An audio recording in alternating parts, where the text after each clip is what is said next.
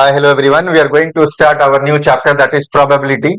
जैसा कि आप जानते हैं कि प्रोबेबिलिटी जो है बहुत ही एक आसान चैप्टर है आपके क्लास 10th के लिए। और क्लास 10th में इसमें से क्वेश्चंस पक्का आना ही आना है। तो हम लोग ऐसा करते हैं कि हम लोग बहुत शॉर्ट और क्रिस्प रखते हुए जो भी प्रोबेबल क्वेश्चंस हैं वो हम लोग करने की कोशिश करेंगे एनसीईआरटी को कवर करते हुए। ठीक है, तो चलो आज का वीडियो बहुत इंपॉर्टेंट होने वाला है और बहुत आसान होने वाला है। जो भी बच्चे ये सोच रहे हैं कि यार मैं फेल हो जाऊंगा, क्योंकि बहुत सारे बच्चों का जो है ना, मैंने देखा है कि लास्ट मोमेंट में वो पढ़ करके पास होने की कोशिश करते हैं। तो मैं आपके लिए बताना चाहूंगा कि ये वीडियो आपके लिए बहुत इंपॉर्टेंट होने वाला है, क्योंकि probability, statistics, polynomial, number system, ये कुछ ऐसे चैप्टर्स हैं जो आपको कि एग्जाम में कम से कम पास तो जरूर कर देगा। मैं आपको टॉप करने की बात नहीं कह रहा हूं। आपको इस वीडियो से जो बच्चे अच्छे हैं, पढ़ने में बहुत अच्छे हैं, उनको तो हेल्प मिलेगा ही। जो बच्चे खास करके जो फेल होने वाली स्थिति जिनकी बनी हुई है, इस वीडियो को जरूर देखना आप। मैं गारंटी के साथ कह सकता हूं इन वीडियोस को देखने के बाद में आपके एग्जाम के क्वेश्चंस पक्का श्योर शॉर्ट सॉल्व होगा। चलो स्टार्ट करते हैं। सबसे पहले अगर हम प्रोबेबिलिटी की बात करें तो आखिर प्रोबेबिलिटी होता क्या है, होता क्या है हम ये जानने की कोशिश करेंगे। देखो, अगर हम हाथ में एक कॉइन लेकर के अगर टॉस करने की कोशिश करें तो क्या होगा? आइदर वो तो प्लस, या तो वो क्या हो जाएगा, हेड आएगा, या तो क्या आएगा, टेल आएगा। दोनों में से कुछ एक ही होना है, या तो हेड आएगा या तो टेल आएगा। तो हमारे पास में जो मैक्सिमम प्रोबेबिलिटी है वो क्या है? दो है, या तो हेड आएगा या तो टेल आएगा। हेड और टेल, यही दोनों स्थिति बनती है हमारे पास में। तो मान लो कि अगर तुमसे अगर कोई पूछे कि हेड आने की प्रोबेबिलिटी क्या है, यानी कि हेड और टेल दोनों मिला के क्या हो गया, दो हो गए। और तुमसे पूछा क्या जा रहा है कि हेड आने की प्रोबेबिलिटी क्या होगी, तो हेड आने की प्रोबेबिलिटी उसमें से क्या होगी, एक ही तो प्रोबेबिलिटी है ना हेड की, तो 1/2 हो जाएगा। अगर तुमसे अगर कोई पूछे कि टेल आने की प्रोबेबिलिटी क्या है, तो टेल आने की क्या होगी, वो भी क्या हो जाएगा, 1/2 हो जाएगा। तो एक बेसिक क्वेश्चन जो आपके एग्जाम के लिए बनता है वो ये बनता है। चल उसके बाद देखते हैं कि तुम लोगों ने बचपन में लूडो लूडो और गोटी तो बहुत खेला होगा यार। लूडो गोटी तो बचपन में खेलते ही होगे। तो लूडो गोटी से एक सवाल क्या आता है हमारा, लेट सपोज करो कि ये रहा हमारा 1, उसमें क्या होता है, एक होता है। ऐसे ही हम लोग देखते हैं क्या, 2 रहता है, फिर 3 रहता है, ऐसा कुछ 3 रहता है, फिर 4 रहता है, ऐसा 4, देन व्हाट इज देयर, 5, ऐसा कुछ होता है ना 5। बचपन में तो बहुत खेलते थे यार हम लोग 5।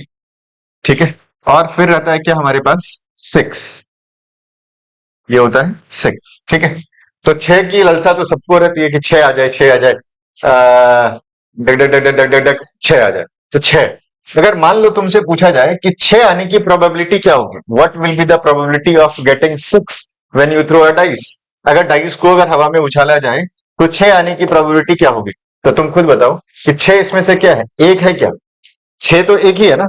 तो अगर तुम हवा में अगर उड़ाते हो तो तुम्हारे पास में 6 आने की जो प्रोबेबिलिटी होगी वो क्या होगी, 1 होगी, 1/6। ठीक है, अच्छा, मैक्सिमम प्रोबेबिलिटी किसी भी चीज का जो है ना वो क्या हो सकता है, मैक्सिमम प्रोबेबिलिटी जो होगा वो होगा 6, दैट इज 1। अगर मान लो तुमसे पूछा जाए कि मैक्सिमम प्रोबेबिलिटी आने की किसी भी चीज की होने की क्या होगी, तो 1 होगी। और मैक्सिमम प्रोबेबिलिटी होने की और नहीं होने की दोनों मिलाकर करके अगर बोलो, होने की और नहीं होने की मिलाकर के बोलोगे तो भी 1 होगा। तो 1 से ज्यादा किसी चीज की प्रोबेबिलिटी नहीं होगी। ठीक है, अच्छा, किसी भी चीज, किसी ऐसी भी चीज की हो सकती है कि किसी की प्रोबेबिलिटी हो ही नहीं। ठीक है, तो वो भी हम लोग देखेंगे। तो यहाँ पे अगर तुमसे पूछा जाए दूसरा क्वेश्चन क्या बनता है तुम्हारे पास में कि 2 आने की प्रोबेबिलिटी क्या होगी, बताओ 2 आने की प्रोबेबिलिटी, तो ये भी क्या हो जाएगा, 1/6। बहुत सारे बच्चे क्या बोलते हैं ना, 2/6 बोल देंगे, 2 आने की प्रोबेबिलिटी तो 2/6। 2 नहीं भाई, 2 तो इसमें से एक ही है ना। तो 2 आने की प्रोबेबिलिटी क्या होगी, 1/6। 3 आने की प्रोबेबिलिटी क्या होगी, ये भी 1/6 हो जाएगी। अगर 5 आने की प्रोबेबिलिटी पूछा जाए तो ये भी 1/6 होगा। लेकिन अगर तुमसे पूछा जाए कि मोर देन 2 आने की प्रोबेबिलिटी क्या होगी, मोर देन 2 आने की प्रोबेबिलिटी अगर पूछा जाए तो क्या लिखोगे? देखो, मोर देन 2 में क्या क्या है तुम्हारे पास में, मोर देन 2 में तुम्हारे पास क्या क्या है, देखो ये 3 है, 4 है, 5 है, 6 है। तो मोर देन 2 आने की प्रोबेबिलिटी में क्या हो जाएगा, 4/6 हो जाएगा। ठीक है, इसको तुम कैंसिल कर सकते हो। कैंसिल करके क्या लिख सकते हो तुम, 2 2 जा 4 एंड 2 3 जा 6, तो 2/3 लिख सकते हो। ठीक है, यहाँ पे उसके बाद देखते हैं अगर तुमसे पूछा जाए क्या, मोर देन इक्वल टू 3 आने की प्रोबेबिलिटी क्या होगी, तो ये रहा 3, तो 3 तो रहेगा ही। More than 3 that is what, 4 5 6, इसका भी आंसर क्या हो जाएगा, 4/6 हो जाएगा। मोर देन इक्वल टू 3 का अगर पूछा जाएगा तो भी 4/6, और इसको कैंसिल करेंगे तो हम क्या आ जाएगा, 2 2 जा 4 एंड 2 3 जा 6, again 2/3 will be your right answer. अच्छा, अगर तुमसे अगर पूछा जाए क्या कि लेस देन 3 आने की प्रोबेबिलिटी क्या है, लेस देन 3 में कौन कौन आएगा, ये आएगा और ये आएगा। लेस देन 3 में क्या क्या आएगा, 2 और 1 आ जाएगा, तो इसकी प्रोबेबिलिटी क्या हो जाएगी, 2/6 हो जाएगी। अच्छा, लेस देन इक्वल टू 2 आने की प्रोबेबिलिटी, इक्वल टू 2 में क्या हो जाएगा, ये, और लेस देन में क्या हो जाएगा, ये, तो अगेन ये दोनों आ जाएगा, तो 2/6। तो एक तो ये हमारा काम हो गया इसका डाइस। दूसरा क्या होता है, डबल डाइस का क्वेश्चन आता है एग्जाम में। तो डबल डाइस के लिए हम लोग देखते हैं कि डबल डाइस के लिए क्या क्या पूछा जाता है। चलो, तो देखो डबल डाइस में क्या क्या आएगा, 1 2 3 4 5 एंड 6, ये रहा हमारा। एक साइड तो तुम इसको लिख लो, और दूसरा इधर क्या लिखो, फिर 1 2 3 4 5 और 6 लिख लो, ठीक है। अच्छा, थोड़ा सा मैं ऊपर कर देता हूं उनको।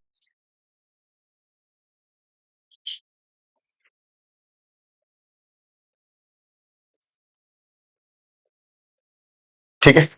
अच्छा, यानी कि तुमसे क्या पूछा जाएगा कि अगर दो डाइस को हवा में अगर उछाला जा रहा है, यानी कि एक इस हाथ में ले लो, एक इस हाथ में ले लो, दोनों को हवा में उछालो, तुमसे पूछा क्या जाएगा कि दोनों को ऐड करने के बाद 7 आने की प्रोबेबिलिटी बताओ कितना होगा। 7 आने की प्रोबेबिलिटी क्या होगा, तो तुम ऐसे तो आंसर कर नहीं पाओगे, तो मैं तुम्हें बताता हूं कि तुम्हारे पास क्या क्या प्रोबेबिलिटी पहले आएंगे, क्या क्या कॉम्बिनेशन तुम्हारे पास बनेंगे, वो कॉम्बिनेशन को हम लोग देख लेते हैं। देखो क्या क्या कॉम्बिनेशन बनेगा। ये एक तो कॉम्बिनेशन हमारे पास क्या आ जाएगा, 1,1, करना कुछ नहीं है, इसको देखो, इसका पेयरिंग करते जाओ, 1,1 1,2 1,3, ठीक है। फिर क्या ले लेंगे, 4 ले लेंगे, तो 1,4 हो जाएगा। 1,5 ले लेंगे, फिर क्या हो जाएगा, 1,6। हम कर कुछ नहीं रहे, हम क्या कर रहे हैं, पेयरिंग कर रहे हैं यहाँ पे। 1 को 1 से, 1 को 2 से, 1 को 3 से, 1 को 4 से, 1 को 5 से, 1 को 6 से कर रहे हैं, ये हो गया। इसके बाद देखते हैं क्या हो जाएगा, 2 को 1 से, देन अगेन 2 को 2 से, 2 को 3 से, 2 को 4 से, फिर 2 5 2 6, ये हमारे कुछ कॉम्बिनेशंस बन जाएंगे। यहां तक क्लियर है।